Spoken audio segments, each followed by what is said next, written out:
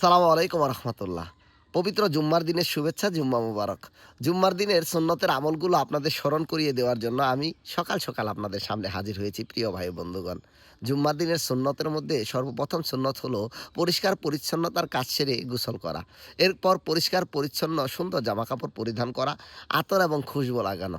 অবশ্যই আল্লাহ সুবহানাহু ওয়া তাআলার জন্য বেশির থেকে বেশি দুরূদের আমল করা এবং সূরা কাহাফের তেলাওয়াত করা। তাড়াতাড়ি পায়ে হেঁটে মসজিদে গমন করা, এক পথে যাওয়া, আরেক পথে আসা। অবশ্যই রাস্তাঘাটে যাকে দেখব তাকেই সালাম প্রদান করা এবং কিছু দরিদ্র অসহায়ের কাছে দান করা। নামাজের পূর্বে এবং নামাজের পরে বেশির থেকে বেশি দান করা। অবশ্যই আগে মসজিদে গেলে আল্লাহ সুবহানাহু ওয়া তাআলা আমাদেরকে অনেক বড়, বড় নেক দিয়ে থাকবেন। এই সম্পর্কে আমি কথা বলব পরবর্তীতে ইনশাআল্লাহ। এবং ইমামের কাছাকাছি বসে খুতবা শোনা। অবশ্যই মসজিদের দুনিয়াবি কোনো কথা বলব না। আমরা মসজিদে কারো ঘাড় ডিঙিয়ে সামনে যাব না প্রিয় ভাই বন্ধুগণ। অবশ্যই আল্লাহ সুবহানাহু ওয়া তাআলার জন্য একে অপরকে ভালোবাসবো। কখনো কারো সাথে হিংসাত্মক মনোভাব নিয়ে মসজিদে বসবো না। অবশ্যই বেশির থেকে বেশি দুরূদ এবং সূরা কাহাফের তেলাওয়াত করব এবং আসরের পরে দোয়া কবুলের সময় এই সময় আমরা বেশির থেকে বেশি মাওলার দরবারে চোখের পানি ছেড়ে দিয়ে কাঁদবো। আজকে এই পর্যন্তই। আল্লাহ হাফেজ। আসসালামু আলাইকুম।